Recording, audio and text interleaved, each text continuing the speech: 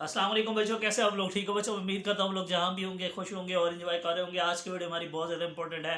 अगर आपको मेरी वीडियो अच्छी लगे तो मेरे चैनल को ज़रूर सब्सक्राइब कीजिएगा ताकि इस तरह की सारी अपडेट्स आपको। आज की वीडियो हमारी बहुत ज़्यादा इंपॉर्टेंट है। आज की इस वीडियो के अंदर हम लोग बात करने जा रहे हैं जो 10th क्लास के प्रैक्टिकल्स हैं उससे मुतल्लिक बहुत सारे बच्चे जो मुझसे क्वेश्चन पूछ रहे हैं क्योंकि आपके एग्ज़ाम ख़त्म हुए हैं। तो बच्चे कुछ कॉपीज़ के हवाले से, उसको याद करने के हवाले से और पूछ रहे हैं कि सर हम किस तरीके से बायो केमिस्ट्री फिज़िक्स और जो हमारा कंप्यूटर है उसमें कौन कौन सी चीज़ें याद करें और किस तरीके से हम उसके अंदर पूरे मार्क्स हासिल कर सकते हैं। सर इसके ऊपर कोई हमें ट्रिक्स बताएं, कुछ इसकी इन्फॉर्मेशन दें। तो बच्चों सबसे पहले तो मैं आप लोगों को कॉपी के हवाले से बता दूं। रखिएगा, अगर आप उर्दू मीडियम के हैं तो उर्दू मीडियम वाली कॉपी लें, इंग्लिश मीडियम के हैं तो इंग्लिश मीडियम की कॉपीज़ लें। कॉपीज़ दो तरह की होंगी, 9-10 की सेपरेट अगर है तो भी कोई इशू नहीं है। अगर आप 9-10 की इकट्ठी लेना चाह रहे हो तो भी कोई इशू नहीं है, दोनों काम ठीक हैं।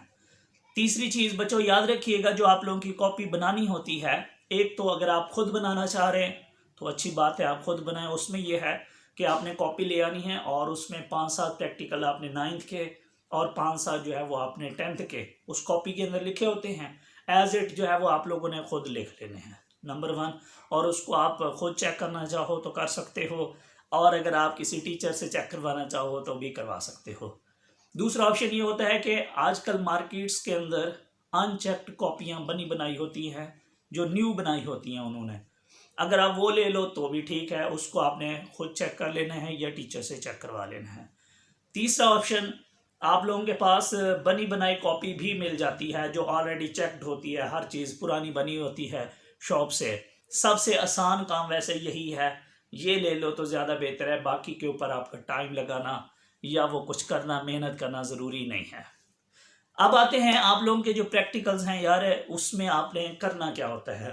मैं थोड़ा सा मार्क्स की डिस्ट्रीब्यूशन बता देता हूँ आपकी। आप जानते हो आपके बायो केमिस्ट्री फिजिक्स का जो प्रैक्टिकल होता है बच्चों, ये 30 मार्क्स का होता है। 30 मार्क्स की डिस्ट्रीब्यूशन कुछ ऐसे होती है कि तकरीबन 24 मार्क्स जो है आप लोगों के होते हैं वहाँ लिखने के, जिसके ऊपर आपका सबसे ज़्यादा फोकस होना चाहिए, 24 नंबर। उसके अंदर 24 नंबर में आपके 2 क्वेश्चंस होते हैं नॉर्मली।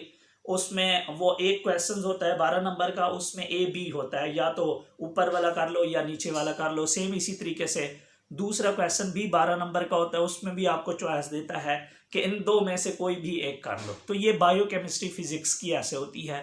और इसके बाद 24 मार्क्स ये लिखने वाले होते हैं, और जो बाकी आपके होते हैं 6 मार्क्स होते हैं बच्चों, वो उसमें एक 3 नंबर आपका वाइवे के हो जाते हैं और 3 नंबर आपकी कॉपी के हो जाते हैं नॉर्मली। तो इस तरीके से जो है आपके 30 मार्क्स हो जाते हैं। जबकि अगर मैं बात करूँ आपके कंप्यूटर की बच्चों, कंप्यूटर का जो है वो 50 मार्क्स का होता है। उसमें जो 40 नंबर होते हैं वो लिखने वाले होते हैं, और उसमें भी 2-2 क्वेश्चन का होते हैं चॉइस, और एक 20 का होता है, उसमें ए बी होता है, जो भी आप करना चाहो 20 का। और जो दूसरा होता है 20 का, वो भी ऐसे ही होता है, उसमें भी 2 पार्ट्स होते हैं। तो 40 लिखने के होते हैं, 10 नंबर बाकी आपके अगेन 5 नंबर वाइवा के हो जाएंगे और 5 नंबर जो है वो कॉपी के हो जाएंगे। हमारे यहाँ जो कॉपी होती है नॉर्मली वो एग्जामिनर देखता ही नहीं है, लैब में पड़ी रहती है।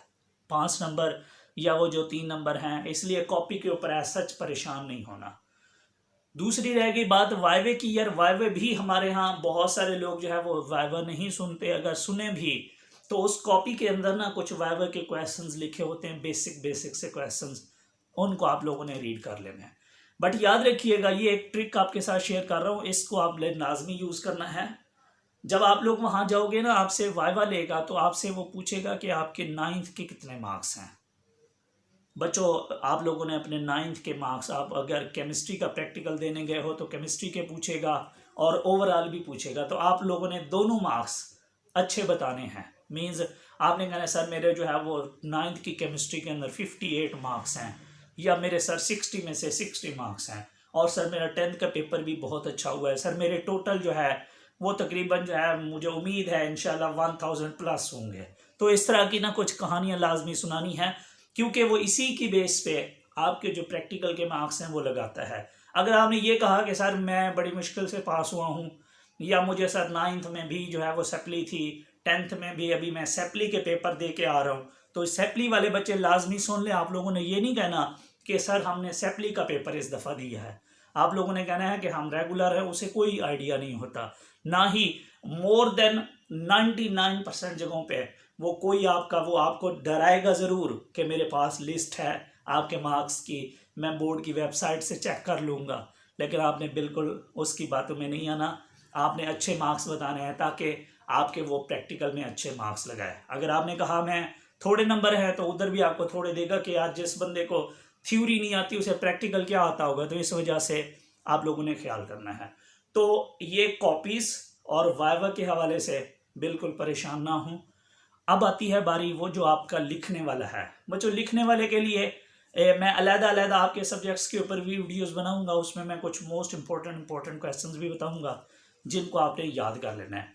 अदरवाइज हमारे यहाँ तकरीबन मोर देन 90% जगह अगेन पे ये वाला मसला भी नहीं होता। ये मसला क्यों नहीं होता जी? हमारे यहाँ अनफॉर्चुनेटली हमारा कोई सिस्टम इस तरीके का है कि बच्चे बहुत सारे जो है वहाँ ग्रुप की शक्ल में ना इकट्ठे बैठ के प्रैक्टिकल लिख रहे होते हैं। तो माशाल्लाह आप लोग इस काम में वैसे भी हम बीइंग अ पाकिस्तानी बड़े एक्सपर्ट हैं, तो वो जो साथ हेल्प वगैरह जो है वो इकट्ठे हो जाएगी, तो सारे जब लिख रहे होंगे तो हम भी लिख लेंगे।